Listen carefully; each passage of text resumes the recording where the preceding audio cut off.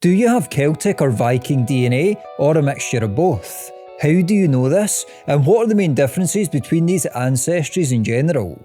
Well, in this video we'll look at 5 key differences between Viking and Celtic DNA and how it relates to your genetics. Now, the first clue is in signature genetic traits and marker alleles. Although this isn't an exact science, these can sometimes offer clues into Viking versus Celtic ancestry. Atlantic Celtic populations, for example, have the highest rates of natural red hair in the world, namely Scotland, Ireland and Wales, as you can see in this table. While Vikings also sometimes had red hair, they showed higher frequencies of genes associated with blonde hair, especially in Sweden. Now, we do know from ancient DNA studies that the Vikings did have a range of hair colours, yet blonde hair was still elevated. So there is some truth to this idea of red-haired Celts and blonde-haired Vikings, yet there are numerous other variables involved as well, as we'll soon see. Now, certain diseases can also offer some clues. Hemochromatosis, which is an iron overload condition, is a good example of this. It is sometimes nicknamed the Celtic curse, due to its high frequency in people of Irish or Scottish descent. Now, the second clue to Viking versus Celtic DNA is found in Y DNA haplogroups, and this is one of the most powerful, one of the strongest signals in general. And we also know the DNA markers of some of the most famous kings of Celtic countries in the past. But quickly before we look at that, if you're enjoying this video, please consider subscribing. And if you would like member-only videos and to support this channel in general, please check out the top link in the video description below. I just made a member-only video on Caledonian DNA recently, which you will gain access to, as well as numerous other exclusive videos if you sign up below. Thank you, and now on with the video. So what do we know about Celtic versus Viking Y DNA haplogroups then? Well, we know that the Y chromosome is passed from father to son almost unchanged, which allows geneticists to trace paternal lineages back thousands of years. Now, ancient DNA from Scandinavia and Viking Age burials show high frequencies of haplogroup I1, a lineage that reaches its highest concentration in modern Sweden, Norway and Denmark. In contrast, I1 is rare in traditional Celtic populations, appearing at only 2 to 5%. When I1 does appear in Britain, it often reflects Viking or Anglo-Saxon ancestry. Geneticist Brian Sykes famously nicknamed haplogroup I1 the Woden lineage, after the Germanic god Odin, because of its strong association with Norse and Germanic peoples. Now, another key Viking marker is R1A-Z284, a Scandinavian-specific branch of R1A found in Viking graves and common in modern Swedes and Norwegians, as you can see in this breakdown. R1A was virtually absent from the pre-Viking Celtic populations of the Atlantic Isles, however. This means that Norse-specific R1A variants found in Britain can often link back to Viking migrations, or at least Scandinavian ancestry in general. Now, another haplogroup associated with the Vikings is R1BU106. This is a common marker in northern Germany and Denmark today, and was spread widely by Germanic peoples, including the Anglo-Saxons and especially Danish Vikings. Now, Celtic Y DNA haplogroups are very different to Viking ones. Celtic populations largely belong to branches of R1bP312, particularly branches such as RDF27, RL21 and RU152. Now, R1bDF27 is strongly associated with Iberian Celts and remains very common in Spain today, as this map shows. R1bU152, which is also known as R1bS28, on the other hand, is linked to continental Celts, especially ancient Gaul, the home of Celtic civilization in the ancient world.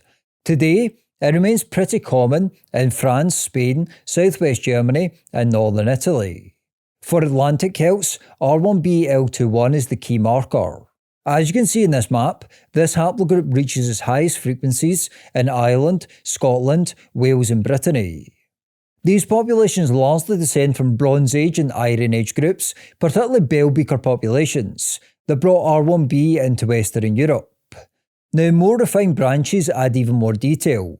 RM222 is especially common in Ulster and is associated with the O'Neill dynasty. Another branch common in Ireland is RL226, which is especially high in Munster in the south. It is also linked to Brian Boru, the High King of Ireland from 1002 to 1014. The particular SNP he is linked to is RDC782.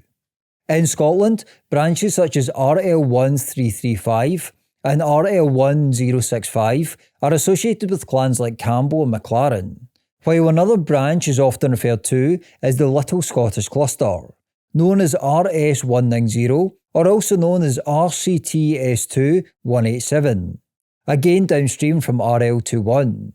Yet there is crossover. You would think that Robert the Bruce, one of the most famous kings down through Scottish history, belonged to a branch of RL21, but he likely doesn't. Research from the University of Strathclyde shows that Bruce probably carried RFTB 15831, which is downstream from RDF27. This perhaps reflects the Norman origins of the Bruce family in general, and hints at the complex overlap of Celtic, Norman and continental lineages in the Atlantic zone.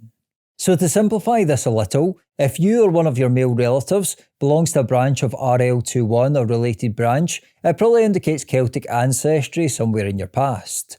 In contrast, if you belong to I1 or R1AZ284 or maybe a similar branch, this perhaps indicates a Norse link or at least a Scandinavian link somewhere in your ancestry.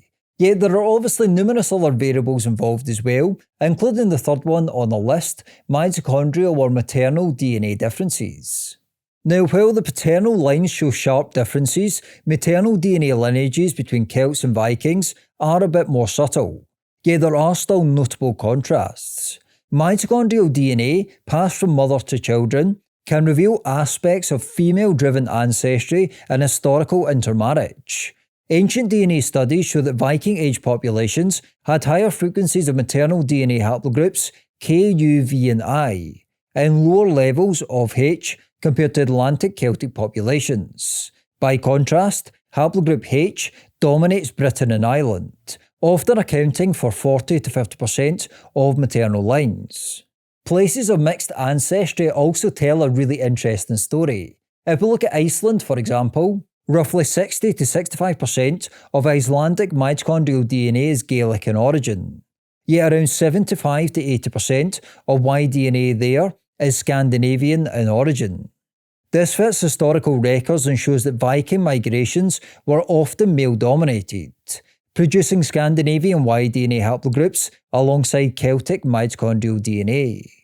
Fourth on our list is surnames. Now, although surnames aren't genetic proof in and of themselves, of course, they can provide valuable historical context on migration patterns and cultural origins as part of tracing your ancestry, either in your names or your ancestors' names.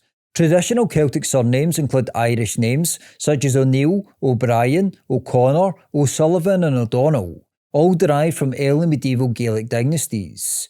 In Scotland, surnames like MacDonald, McGregor, Macmillan, which is the best surname if you ask me given that's my surname, Campbell and Ferguson largely reflect Gaelic naming traditions, even though some later absorbed Norman or Anglo-French elites. In Wales, surnames such as Jones, Evans, Davies and Morgan reflect older Brythonic, patronymic traditions that became fixed surnames relatively late. Now, Viking-influenced surnames, on the other hand, often reflect Scandinavian naming patterns or Old Norse lineage influence. These include obvious ones like Olsen and Eriksson, as well as names like Thorpe, which comes directly from an Old Norse word for a settlement. Many Scottish and Island surnames also largely represent this fusion of Norse and Gaelic ancestries.